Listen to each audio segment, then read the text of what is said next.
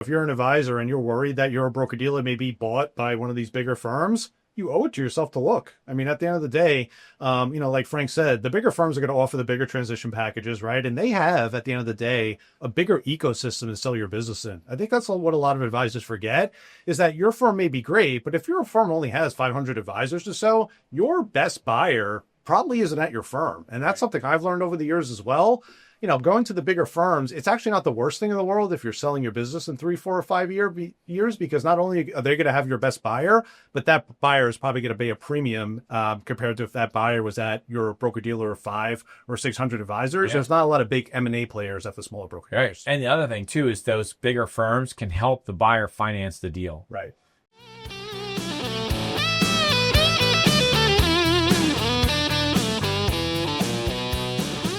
Welcome to Advisor Talk with Frank LaRosa, brought to you by Elite Consulting Partners. It's the only podcast offering unfiltered guidance and the direct advice for all things concerning financial advisors, RIAs, and the practitioners in the wealth management business.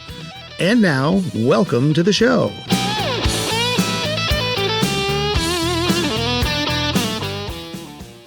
Hey everybody, welcome to Advisor Talk with Frank LaRosa. I'm your host, Frank LaRosa, and this is the M&A edition with Joe Greco, who's a director of Elite Advisor Successions over here at Elite Consulting Partners. It is our M&A division where we focus specifically on really connecting buyers and sellers to find the right fit so that the sellers can optimize and maximize the value of their business on the exit.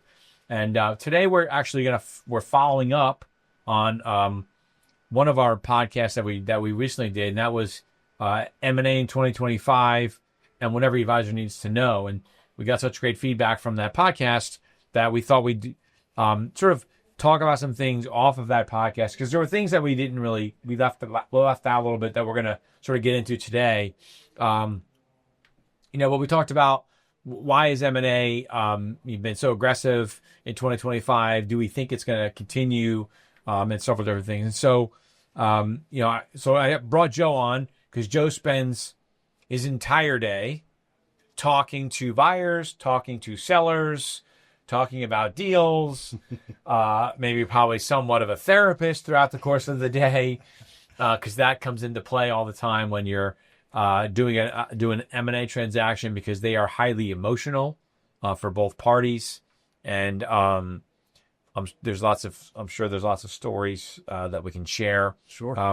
But when you think about, Joe, where we are today, heading into 2026, and what we've seen in 2025, what do you think is going to happen next year in terms of the volume of deals, multiples of deals, and then maybe we'll get into some strategies that we talked about that maybe don't necessarily have to be an outright sale right out of the gates, or even a partial sale, which I believe can be dangerous.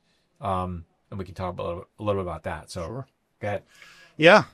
So I think we already saw, moving into November here in 2025, that it's already been a record-breaking year, and there's 2 months left in the year, right? So that pretty much tells me, Frank, that 2026 is probably going to follow suit. I think that 2026 is by far going to be the biggest year in M&A, and it'll probably just keep accelerating into 2030. We're still seeing advisors want to take some chips off the table. We're still seeing advisors, think it's a good time for succession planning. And obviously with markets at all-time highs, it's probably a pretty good time to think about it. Yeah. I think that one of the things that I think is changing, and I'm getting a sense of that, and I'd be curious what you feel. And we talk about PE all the time, but I do get the sense that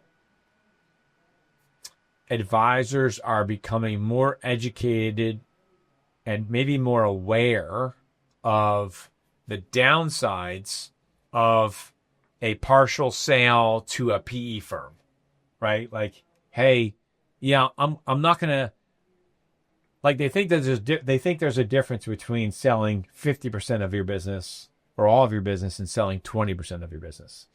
And when it comes to control, whether you sell 49% of your business or 29% of your business or 9% of your business, you still just invited somebody else into your house.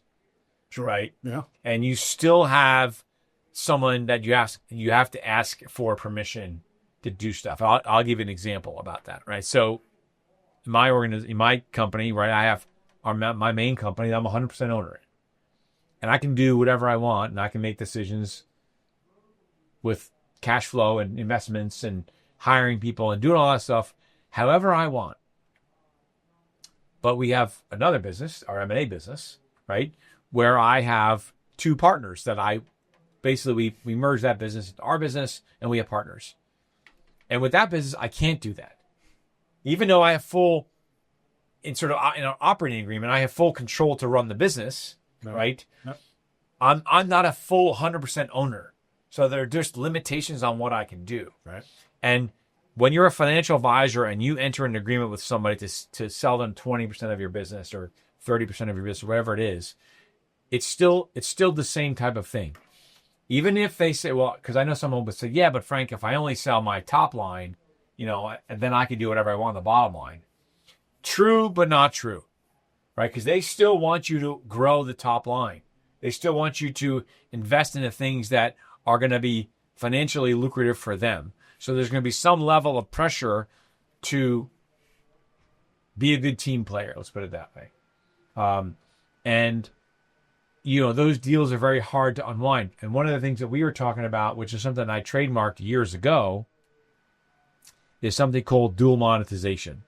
And why don't you just explain how you've started to see this sort of phenomenon sort of get more popular? Yeah, absolutely. So, when Frank says dual monetization, basically he refers to the process of monetizing twice, right? So if you're at a firm and you choose to leave another firm, or you leave that firm to go to another firm, that firm will certainly write you a check or a transition assistance bonus to be able to move your assets onto that platform. And then you could turn around and sell the firm a year or 2 years, 3 or 4 years later. We call that dual monetization. It's basically getting out of your current affiliation to find a buyer at another firm to essentially monetize your business twice. Right. And this, to me, is what I see happening more and more when advisors are realizing that they don't really want to sell 20% of their business to somebody else, even if they're at a point where they want to take the proverbial chips off the table, right? Versus moving firms, and yes, there's some work involved, but you move firms, they're going to pay you to do it, and the deals on that side are at an all-time high. Like, I know we always say that, but I honestly don't see them going any higher than where they're at today. If anything, I think we're sort of at the top, and I can see them rolling over a little bit, right? But in that case, it's not that you're necessarily taking chips off the table. What you're doing is you're actually using somebody else's chips at the table, right? So you're still at the table, but basically you're using the house's chips. And you still own 100% of your own practice. So you've got some money. Also we call it hit the bid, right? So you've made your move when your practice is most likely at an all-time high, and deals are at all-time highs. So you move firms, you own 100% of your business still, and maybe you use some of that money to reinvest back in the business and grow faster. And then to Joe's point, 5 years from now, or 7 or 8 years from now, you then sell at that firm. Mm-hmm. And they're going to give you a 2 or 3x multiple, 3.5x multiple, right? I believe those firms are going to get more and more aggressive. I was talking to somebody very high up at one of the independent broker dealers yesterday, which was Sunday, and we were talking about how their firm, it was Cetera, is getting more and more aggressive at buying practices internally, right? And that's what we're talking about when it comes to dual monetization. So if you're not at firm A, right, you're at firm A, you go to firm B, you get their transition package, which is usually asset-based. We're not going to get into the multiples and all that stuff now, right? And you get settled in, you grow your business a little bit more, and then they'll give you a lucrative package to buy your practice without you then having to do anything else. Right? Now, even at then, you can still sell and go someplace else and maybe get a higher multiple. You're generally going to get a higher multiple outside of your firm than inside your firm. And the reason is because there's less to do when it's inside your firm.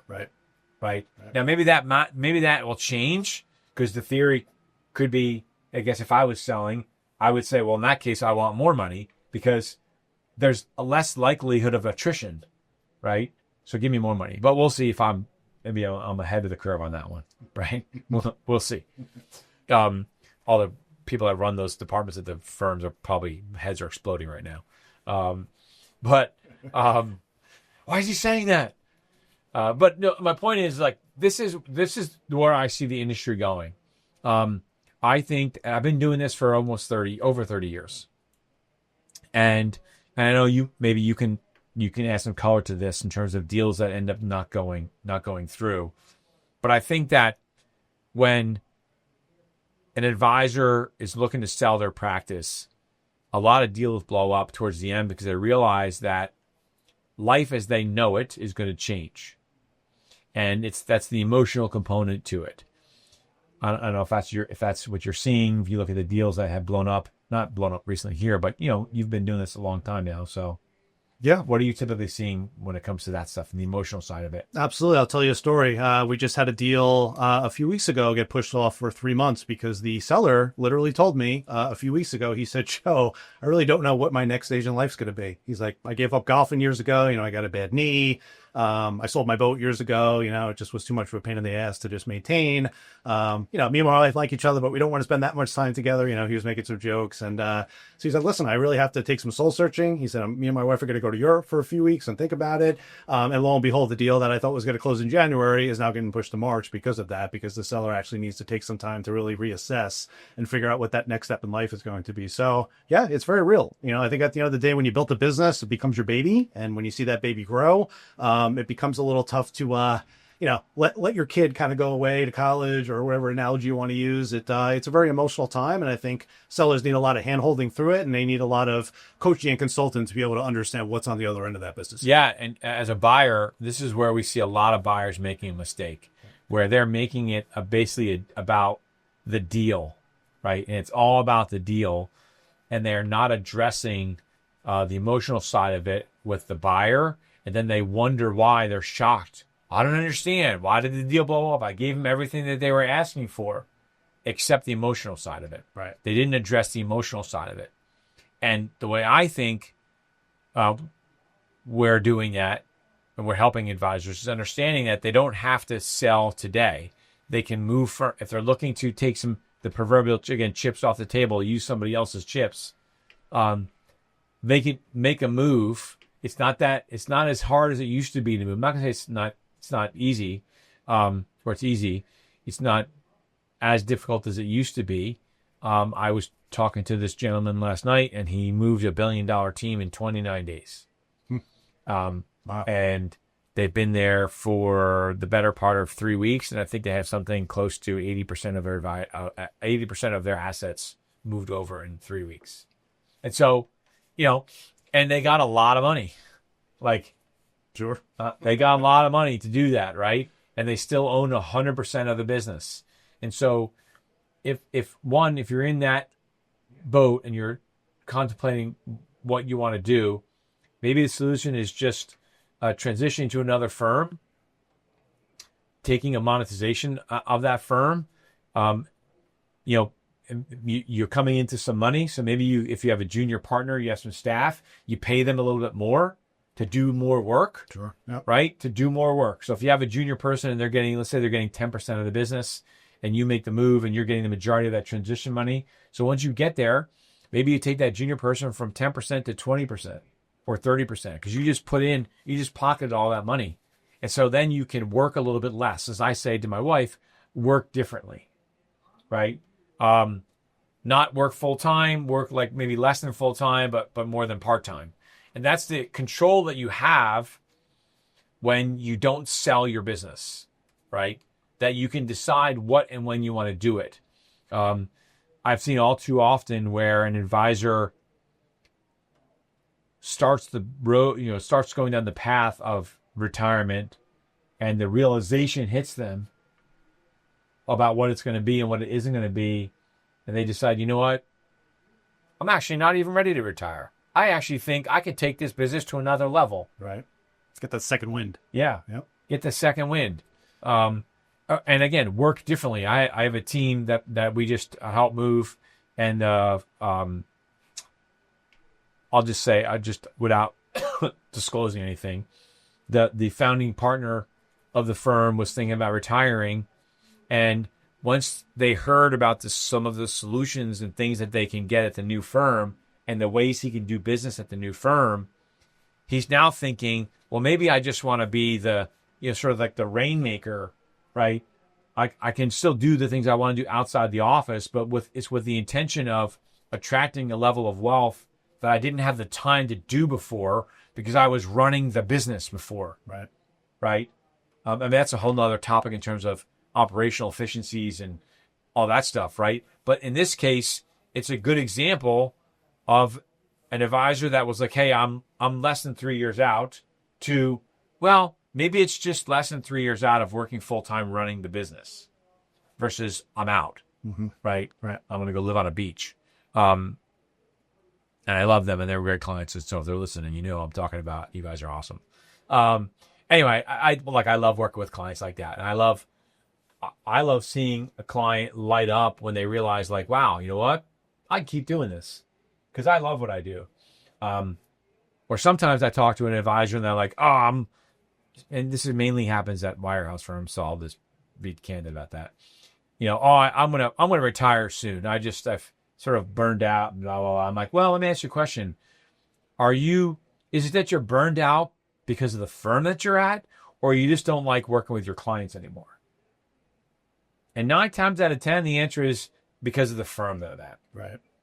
And so I'm like, well, how would you feel if you were at a firm where you were excited to work again, that wasn't a headwind on you and everything you wanted to do, and you got to spend your day doing the thing that you loved?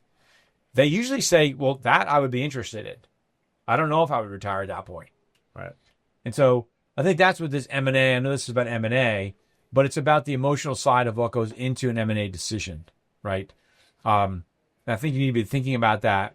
But dual monetization, I think, is one of those areas that is going to be becoming more and more popular with sort of like a 2-step process. Like, hey, I'm going to do this, and then I'm going to sell. Right. Yep. Right? I'm going to sort of like buy myself some time to figure out what I want to be when I grow up, as I ask. That sounds. The other thing I wanted to ask you to talk about, which we really didn't talk about in the last one, and I think it's something that we keep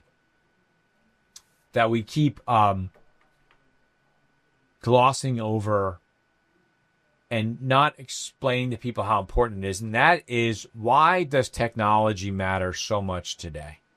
Right? Because a lot of advisors are selling their businesses that have been in business a long time and really have not embraced technology, right? But why is it that, and this is, I'm asking you this question, Joe, why is it that the firms that have embraced technology tend to get higher multiples for the business?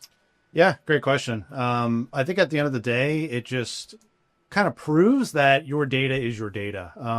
We go through a lot of trials and tribulations with specifically older advisors to have them understand how to actually verbalize their data, right, to a buyer. And I know it sounds funny, but at the end of the day, if you're not really tech savvy, it probably is in your best interest to learn at least how to use the systems for this purpose. Because at the end of the day, when you bring your business to market, the data is everything, right? And if the data is unclear, if the data is incomplete, sellers listening to this need to understand that it actually affects your deal. It may not affect your deal the first hiccup or maybe the second hiccup, but once a buyer really can kind of profile you and kind of realize that this guy or girl really doesn't understand their own business that they're bringing to market. In my opinion, that's one of the worst things you could do. It's the old saying, Frank, you got to know your numbers. And if you don't know your numbers when you bring your business to market, don't be surprised if the price isn't necessarily what you were thinking it was going to be. Right, because you're basically making it a guessing game for the buyer. Right. Right. Versus if you have numbers and when a buyer asks you for, a P&L and a balance sheet and a book breakdown and a age breakdown of your clients and a household threshold value and all whatever data that, like percentage of alternatives, percentage of annuities held away and all of this stuff, and clients, that have multiple products in their households, and age demographics of your clients and tenure of those clients. And do you have the whole legacy of the family, or do you have the patriarch or the matriarch and you don't have any of the kids? All of that information goes into building a better offer. And because if I'm a buyer, I want to know as much about that business as I possibly can, because if I can find, I'll just call it the right metrics that show me, wow, with our process, if we can come in here with this business, and we can take a $500,000 or $800,000 or $1 million business and make it a $3 million business using our system because of all of this data that they have, I'll pay up for that. Right. Right. Versus, well, I don't know. I'm not sure. I'll have to look into that. I don't remember that client's been with me for a long time. I don't have their information. All of those things, it gives a buyer a lot of reluctance because they don't really know what they're buying, right? Most advisors start with, well, this is what I have in assets and this is my revenue. What's the deal? Right? Right. Well, that doesn't work, right? Things like, your payroll, right? What's your average payroll? What's your revenue to payroll number, right? So how much revenue are you generating based on all the revenue that you're paying? What is that ratio? How much staff do you have? Who's doing what? How old is your computer? How old is your technology? What system are you running on? Is it the same system that the buyers are running on? Are you using Black Diamond and they're using Orion? Are you using Redtail and they're using Salesforce? All of those things go into play. How are you running the money, right? We had a buyer that, a seller, very large RIA, and they wanted the models to be run the same exact way as they were running them when they were able to sell. And they had no real written sort of like operating procedures. They had no real method of these are the metrics, this is how we do it, these are the guidelines. It was sort of like all up in their head, right? Which is a problem because when you're not there anymore, how are they going to run the money? We ultimately got them a really good deal, and they ended up not doing it for the first reasons that we talked about. Because the founder who's been running, has been doing that for 50 years, who was in his late 70s, I think, just couldn't see a way out that anyone was going to be able to do as good a job as him, which I give him credit for, admirable, but this was his life. This is who he was. Right. This is who he was. This is what he talked about all day long. This is how everybody knew him in town, and he couldn't ever imagine it not being that way. And essentially just came up with reasons why he didn't want to do the deal. But ultimately, that was the reason why. Mm-hmm. Right. And, it was a crazy amount of money that they gave him. I used to say that the son could go frolic in the woods naked if all he wanted to, because the son didn't want to be in the business. And they were going to be getting somewhere north of, I think it was a $4 million practice. And we ended up getting them something close to $14 million in, so what's that? That's like, not quite 4, but 3.5. 3.4, something like that. Yeah. Really, really, really good. And so, but look, I think technology is really super important. Do not underestimate how important understanding technology, have your systems working correctly. There's a difference between data that gets pushed to you and data that gets pulled, meaning data that gets pulled is I ask you a question and you say, I'm not sure. Let me go get it. Right. Right. And you sort of like go download spreadsheets and all this other stuff. Right. Data that gets pushed to you says, hold on, let me hit refresh on my Salesforce screen. And then you have dashboards and you say, hey, no problem. Give me your email. I'll send it over to you in 10 minutes. Right. That makes a huge difference to especially real institutional buyers. Right. Right. People that are doing this all the time. It makes their life a lot easier and gives them a higher level of comfort to pay up for a deal, which is what you spend a lot of your time sort of convincing people to do. Right. So, anything else that you see sort of like in next year, 2026, what other sort of surprises, not necessarily surprises, but trends do you see continuing to happen? Yeah, great question. I definitely think we're going to see more lenders keep entering the space. I think, banks are starting to realize that this is a very lucrative space, and I think it's a lot less risky than a lot of institutions originally thought. So I think we're going to see more of that. And, I wouldn't put it past this, Frank, at this point, but I think we're going to probably see another big acquisition at the broker-dealer level. I think we're ready for another one of these bigger broker-dealers to gobble up a smaller one. So stay tuned for that. I think 2026, we're going to see at least one more of those. Well, I agree with you. And I've been saying something to that effect for about a year. I think I know who it is. There was an article that was posted recently about this. That the rumor is that Raymond James is going to be buying Stifel. So that It's just a rumor, and I don't know anything factually about this. But they did sell off their independent broker-dealer unit to Equitable, which custodies with LPL. So that's good. And my personal opinion, I mean, I was having a conversation with the CEO of a major independent broker-dealer, and we were in agreement about this about 9 months ago. I don't think you were there. No, you weren't there. And we thought that they were going to be probably one of the next obvious targets out there, and the most obvious buyer would be Raymond James, because they're both publicly traded companies. right. So it makes it it's very difficult for a publicly traded company to be bought out by a private company, right? Because there's a lot of unwinding of stuff that has to be done. Right. So there's only a few buyers. I couldn't see Stifel selling to one of the major, I'll just call it major wirehouse firms, and then that would be a disaster for their advisors. But do I think that that's a good opportunity for Stifel? And do I think that the advisors at Stifel would, for the most part, have an uptick in everything, basically? Raymond James, I do. I think so. I would not be surprised if that actually occurs. I know there's just a rumor about that, but I have been talking about that for a long time. Yeah, I don't think the M&A, there are still a lot of smaller independent broker-dealers out there. I was messaging one this morning, as a matter of fact, as you maybe heard. Yep. Because I've been friendly with them for many years. And they've done a great job, and they have a great business. But a lot of times they just can't compete. I mean, they have a great business, but the dollars that some of these bigger firms are throwing around to recruits is hard to pass up. I know we talk about like not moving firms or whatever for the money, but today with the deals being where they are, it's sort of hard to not make that argument. Right. Right. Yeah. And I think that's our original point. If you're an advisor and you're worried that your broker-dealer may be bought by one of these bigger firms, you owe it to yourself to look. I mean, at the end of the day, like Frank said, the bigger firms are going to offer the bigger transition packages, right? And they have, at the end of the day, a bigger ecosystem to sell your business in. I think that's what a lot of advisors forget, is that your firm may be great, but if your firm only has 500 advisors to sell, your best buyer probably isn't at your firm. And that's something I've learned over the years as well.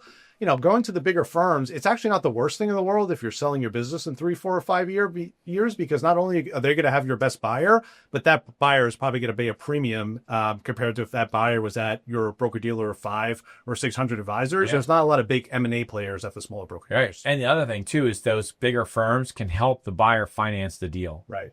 Right. Versus if you're at a smaller firm, generally they're not going to have the funds to do that. So they're going to refer to different banks and stuff like that, which is fine. There's a lot of people that do that stuff. But I think that's a great point, is that you have to look at where are the buyers going to be for your practice. We spent a lot of time working with with buyers and sellers. And our best transactions are the ones where we find a buyer at the same firm as the seller to make that transaction. It's the multiples are the same, if not maybe a little bit better, right? To my earlier point. And it's less friction for the clients, most importantly.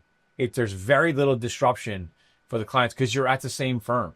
So it's not like the account numbers have to change or the clients have to sign anything. It's much, much easier. And so, I just think about all of that out there, that I think that there's going to be a lot more transactions. And if you are at, I would just say for the most part, an independent broker-dealer or an RIA, and that firm has been running for any decent length of time, meaning that the owner of that firm has been running that firm for 15, 20, 30 years, right?